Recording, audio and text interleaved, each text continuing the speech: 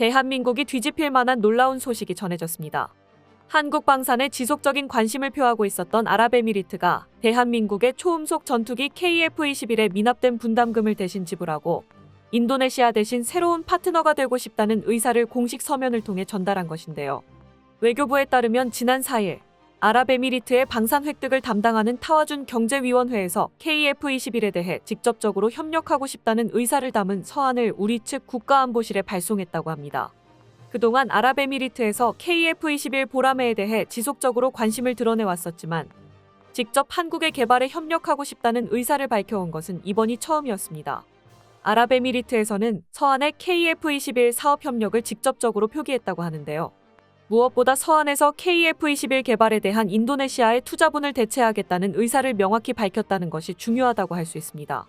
KF-X 사업의 공동개발국인 인도네시아는 올해 2월까지 1조 2,700억 원에 달하는 분담금을 냈어야 했지만 그동안 핑계를 대며 분담금 지불을 차일피일 미루며 아직까지도 8천억 원에 달하는 거금을 미납하고 있는 상태입니다. 한국에서는 최대한 인도네시아의 편의를 봐주며 현금이 아닌 파미와 같은 천연자원으로 대금 지불을 받을 의향까지 전달했었지만 인도네시아는 계속해서 약속을 어겨왔었죠. 그런데 이제 막대한 오일머니를 가진 아랍에미리트가 인도네시아 대신 한국에 합류할 의사를 밝히며 이제 완전히 인도네시아를 퇴출시킬 수 있게 되었습니다. 아랍에미리트가 KF-21 개발에 참여하고 싶다는 의사를 밝힌 건 더 이상 남아있는 대안이 없어졌기 때문인 것으로 추측되고 있는데요. 미국에서 중동에 대한 F-35 판매를 거부하고 아랍에미리트가 참여했던 러시아의 5세대 스텔스 전투기 수호이 75 체크메이트 개발이 완전히 무산되면서 남은 선택지 중 가장 믿을 수 있는 한국의 KF-21을 선택한 것이죠. 정부 관계자는 인도네시아와 아랍에미리트의 관계가 나쁘지 않고 우리 측의 아랍에미리트가 협력 의사를 전해온 만큼 3국 간 협력 체계가 구축될 수도 있다고 덧붙였습니다. 마침 오는 10월 아랍에미리트의 대통령인 빈 자이드 알 나하얀 대통령의 방한이 예정되어 있어 양국 정상회담을 통해 구체적인 협상이 진행될 것으로 예상되고 있습니다. 이번 방안으로 한국과 아랍에미리트의 새로운 방산 협력을 기대하긴 했었지만 이렇게 큰 선물을 들고 올 줄은 몰랐는데요. 뭔가 잘못되고 있다는 것을 눈치챈 모양입니다. 완전히 물러보고 있었던 한국이 정말로 자기들을 내칠 것이라고는 생각도 하지 않았던 모양인데요. 이제야 주변이 보이기 시작한 인니는 한국이 자신들과는 차원이 다른 건실한 파트너들의 러브콜을 받고 있다는 것을 깨닫고 뒤늦은 후회를 하고 있다고 합니다. 자세한 내용을 함께 알아보겠습니다. 지난 9월 12일 인도네시아 군사매체 조나 자카르타에는 폴란드의 국방장비 구매 야망이 인도네시아의 이름을 끌어내린 것으로 드러났다라는 제목의 기사가 올라왔습니다.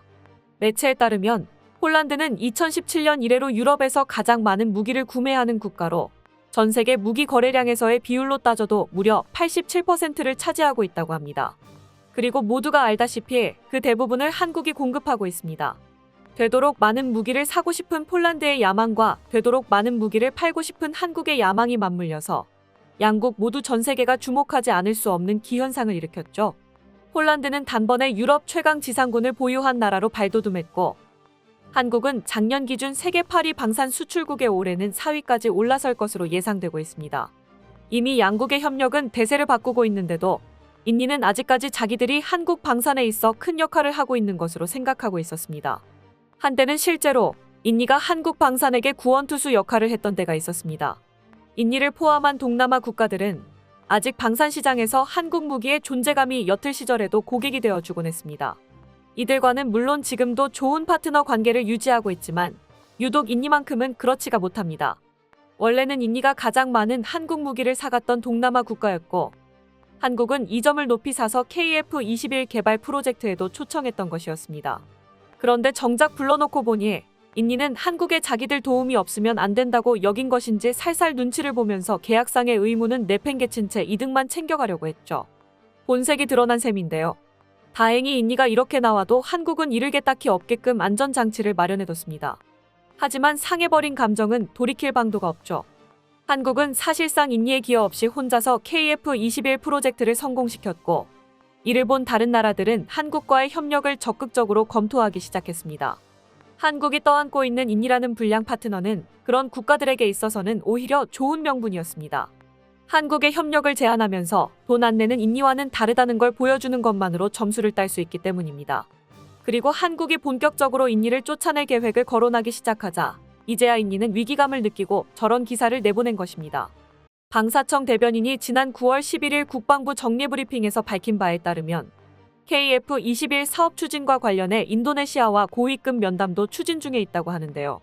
현재도 인도네시아 측에서 사업에 대한 지속 의지를 계속 표명하고 있는 상태라고 합니다. 슬슬 발등에 불이 떨어진 것이죠. 하지만 이미 버스는 떠났습니다.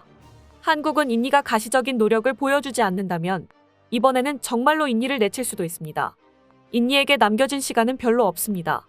당장 내년부터는 KF-21이 양산되어야 하는데 인니와 계약한 물량을 생산할지 말지 결정해야 하기 때문입니다.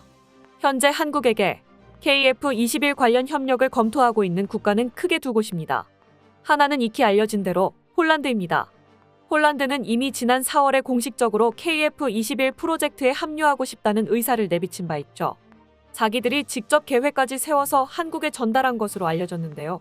인도네시아의 미납분 지분을 인수하고 2026년부터 시작되는 KF-21 블록 2 사업부터 본격적으로 참여한다는 내용이었습니다. 이번에 폴란드 현지에서 열린 방산 전시회 MSPO에서도 폴란드는 카이를 정식 초청하고 안제이 두다 대통령이 직접 찾아가 카이 부스에 전시된 KF-21 모형을 주의 깊게 살펴보기도 했습니다. 4월 처음으로 폴란드가 KF-21에 관심을 보였을 당시보다 지금 시점이 폴란드는 훨씬 절박한 상황입니다. 우크라이나의 반격이 생각보다 훨씬 시원찮은 속도로 진행되자 진지하게 우크라이나가 패배할지도 모른다는 가능성이 떠오르기 시작했기 때문입니다. 우크라이나가 점령된 영토를 내주고 전쟁을 포기하게 된다면 그 다음으로 러시아가 노릴 만한 곳은 뻔할 뻔자입니다. 폴란드는 만일의 상황에서 우크라이나의 사례를 반복하지 않을 만큼의 공군력을 확보할 필요성을 강하게 느끼고 있습니다. 그리고 현재 그 해답은 오직 KF-21에만 있죠. 인니와의 갈등이 해결되지 않더라도 폴란드는 머지않아서 KF-21 프로젝트의 이름을 올릴 가능성이 높습니다. 그리고 이들은 인니와는 달리 절박한 만큼의 금액을 지불할 용의가 얼마든지 있죠. 한편 KF-21을 주시하고 있는 또 다른 국가가 있으니 바로 사우디아라비아입니다. 폴란드가 최근 들어 군비 확충의 혈안이 되기 전까지만 해도 국방비를 아끼지 않는 국가에 가장 먼저 꼽히던 나라가 바로 사우디입니다. 10여 년 전만 해도 국방비 지출액으로 미국과 중국에 이은 3위를 기록하던 나라죠. GDP 대비 국방비 지출 비율도 무려 8.8%입니다. 압도적인 오일머니를 바탕으로 차고 넘치는 투자를 군에 쏟아붓고 있는데요.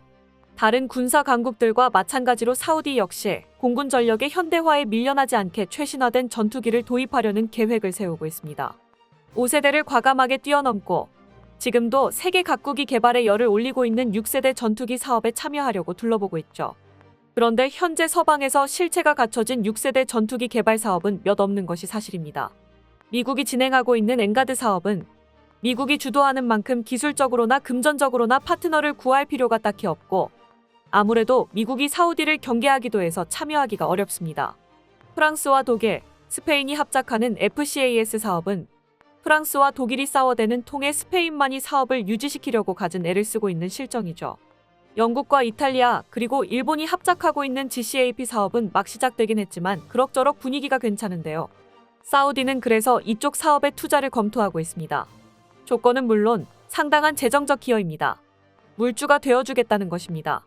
그런데 일본이 여기서 초를 쳤습니다. 일본은 이 이상 개발국이 늘어나는 것을 바라지 않았습니다.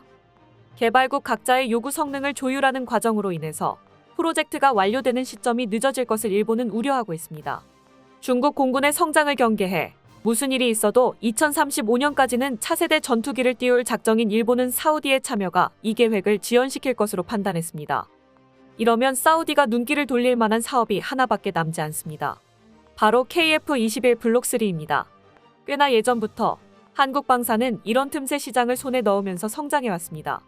한국의 경우 아직 6세대 개발 사업의 외곽만 잡혀있는 상황이라서 사우디와의 계약 조건을 조정할 시간이 얼마든지 있습니다. 게다가 이미 무기를 거래한 사례도 있어 군사 분야에서 양국 간에 양해하고 있는 영역이 이미 존재하죠. 게다가 아랍에미리트가 먼저 KF-21 프로젝트에 합류하며 사우디의 결정에 영향을 미칠 것으로 기대받고 있습니다. 오일머니까지 손에 넣은 한국이 더 높은 곳을 향해 비상할 준비를 하고 있습니다. 가장 큰 걸림돌이었던 개발 비용 문제가 해결되며 KF-21 보라매가 진정한 5세대 전투기로 거듭나는 블록 3 개량을 크게 앞당길 수 있을 것 같은데요. 뒤늦은 후회에 몸서리치는 인니. 하지만 버스는 이미 떠났고 한국방사는 더 믿음직한 친구들과 함께 더 큰 시장을 향해 나아갈 것입니다. 끝까지 시청해주셔서 감사합니다. 도움이 되셨다면 좋아요를, 다른 이야기도 궁금하시면 구독을 눌러주세요.